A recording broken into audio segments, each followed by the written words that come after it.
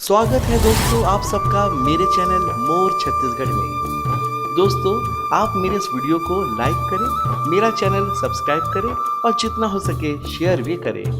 आज हम संक्षिप्त रूप से ये बताएंगे कि रायगढ़ छत्तीसगढ़ के कोने कोने में बना कुछ प्रसिद्ध व ऐतिहासिक स्थल इमारतों के बारे में थोड़ी सी जानकारी। तो जुड़िए आप सब मेरे इस वीडियो में।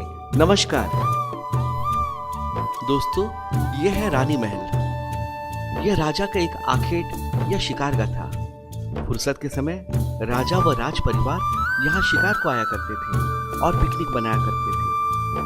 सामने एक तालाब हुआ करता था जहाँ पानी पीने वन्य प्राणी आते थे। यहाँ से सारा जंगल उड़ीसा तक मिला हुआ था।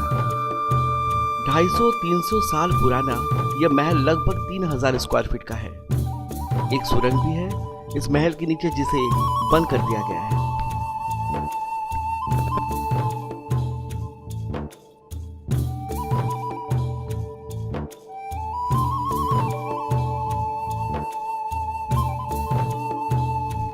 कबूतर खाना।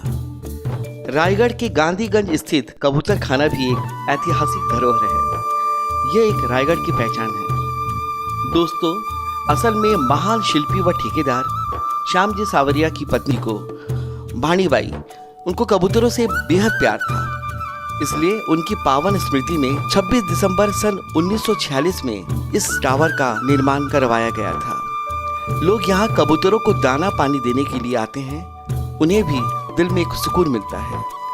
11 मंजिला वाले इस टावर को विशेषकर कबूतरों के रहवास के लिए डिजाइन किया गया था। आजादी के पहले निर्मित यह कबूतर खाना आज भी परिंदों से गुलजार रहता है। विश्राम गृह सर्किट हाउस। राजशाही काल में बना यह विश्राम गृह महान शिल्पी व ठेकेदार श्यामजी सावरिया और जयराम वालजी ने बनाया था।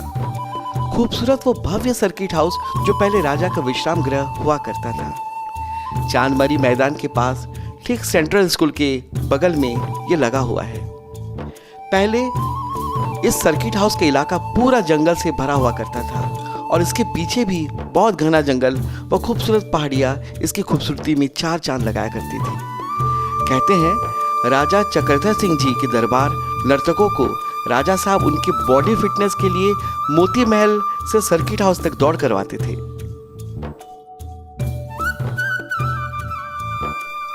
बाघ तालाब। राजमहल से लगा ये ऐतिहासिक बाघ तालाब राजशाही कालीन है। यहाँ लोहे के सलाखे लगा 3 बड़ा घर भी बना हुआ था। कहा जाता है कि यहाँ बाघों को बांधा जाता था। इसे बाघ तालाब कहते हैं। कहा जाता है कि यह तालाब रानी के निजी उपयोग के लिए निर्मित किया गया था। पहले यह तालाब 28 एकड़ में फैला था। अब अतिक्रमण के कारण महज 5 एकड़ में सिमट के रह गया। दोस्तों, लगभग 130 साल पुराना यह बाघ तालाब के आसपास पहले बस्ती नहीं थी। सर्किट हाउस जो राजा का विश्राम गृह था, उसके पीछे स्थित जंगल व पहाड़ियों से बाघ यहाँ अपनी प्यास बुझाने आया करते थे। कहते हैं तत्कालीन राजा श्री भूदेव सिंह जी यहाँ 2 बाघ पाले थे। बादल महल। महान शिल्पी व ठेकेदार श्यामजी सावरिया ने इस बादल महल का निर्माण करवाया था। इस बादल महल में पहले गणेश चतुर्थी में गणेश जी बैठाए जाते थे। गणेश मेला का आयोजन होता था। गणेश मेला के दौरान शहनाई नवाज भारत रत्न उस्ताद बिस्मिल्लाह खान साहब भी शाम की आरती के दौरान शहनाई बजाया करते थे। बादल महल के अंदर गणेश जी की भव्य प्रतिमा स्थापित होती थी। भजन, कीर्तन, सत्संग, नृत्य गणेश जी के समक्ष होती थी। रामलीला, गम्मत, कुश्ती, जादू बादल महल के ठीक सामने स्थित मैदान में होती थी और शास्त्रीय गायन, नृत्य मोती महल के दरबार में आयोजित होती थी, केवल राजा, राज परिवार और दरबारियों के लिए। यह बादल महल जो पहले राजा का दरबार हुआ करता था, वर्तमान में होमगार्ड का चौकी है जो कि नगर निगम के देखरेख में है। मोती महल। कहा जाता है कि राजा भूदेव सिंह पुत्र चक्रधर सिंह जी के जन्म की खुशी में मोती महल का निर्माण करवाए थे। मोती महल का निर्माण 1905 को शुरू किया गया था और 5 वर्ष में यानी कि 1910 को ये बनकर तैयार हो गई। इसका निर्माण महान शिल्पी व ठेकेदार श्याम गांगजी सावरिया ने किया था। कहा जाता है कि मोती महल के ऊपर गुंबद में घड़ी लगाई गई, जिसे इंग्लैंड से मंगवाया गया था, जो रायगढ़ के शहरवासियों को हर घंटे का हिसाब बयां करती थी। दोनों दीवारों पर इटली और विदेशों की उम्दा और कीमती सामानों से जुड़वाया गया। आज भी मोती महल के सामने शिलालेख में लिखा स्पष्ट पढ़ा जाता है कि यत्कृते अयम प्रासादः कृतः तस्य शुभम भवतु। इसके अनुसार हमें यह मालूम चलता है कि 16 मई सन 1910 को महल प्रवेश का शुभ मुहूर्त हुआ था। मोती महल के ऊपर गौड़ सभ्यता को दर्शाते एक बड़ा लौह धातु का घंटा लगाया गया था। इसी महल परिसर में रात भर मशाल की रोशनी के बीच कर्मा, नाचा, गम्मत, सुआ, डंडा, झांझ और घुंघरुओं से झनकृत हुआ करती थी। मोती महल के ऊपर एक विशाल कक्ष को पतंग एवं मंझा के लिए सुरक्षित रखा गया था। राजा चक्रधर सिंह जी प्रतिवर्ष लखनऊ से पतंग उड़ाने वालों को आमंत्रित किया करते थे और पतंग उड़ाने का दर्शनीय आयोजन हुआ करता था। वर्तमान में नगर पालिक निगम ये राजशाही काल में राजा का कचहरी हुआ करता था। वर्तमान में कलेक्टर बंगला, राजशाही काल में राजा के दीवान का बंगला हुआ करता था।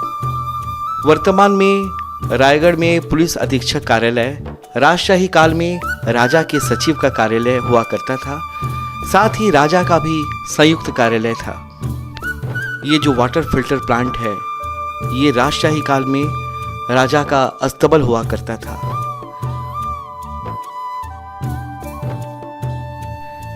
राजमहल से लगा हुआ ये समलाई माँ का मंदिर है। राजशाही कालीन ये समलाई देवी की मंदिर में आज भी पूजा अर्चना की जाती है। राजाओं की कुल देवी है ये समलाई माँ। चक्रधर ब्रिज रायगढ़ चक्रधर नगर स्थित केलो नदी के ऊपर बना हुआ ये पुल चक्रधर ब्रिज है। इस ब्रिज का उद्घाटन 27 मार्च 1947 को किया गया था, ठीक भारत के आजादी के 4 महीने पहले। कहा जाता है कि इस चक्रधर पुल का उद्घाटन जब महाराजा चक्रधर सिंह जी ने किया था, तब उस रात को नृत्य संगीत का अद्भुत नजारा रात्रि भर चलता रहा।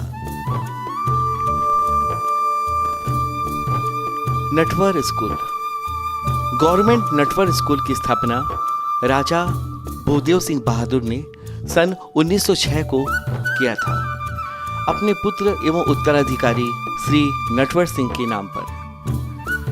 छत्तीसगढ़ के सबसे प्राचीन स्कूलों में से एक है नटवर स्कूल। कहा जाता है 15 अगस्त 1947 को राजा चक्रधर सिंह जी पहली बार इस नटवर स्कूल के प्रांगण में झंडा फहराए थे।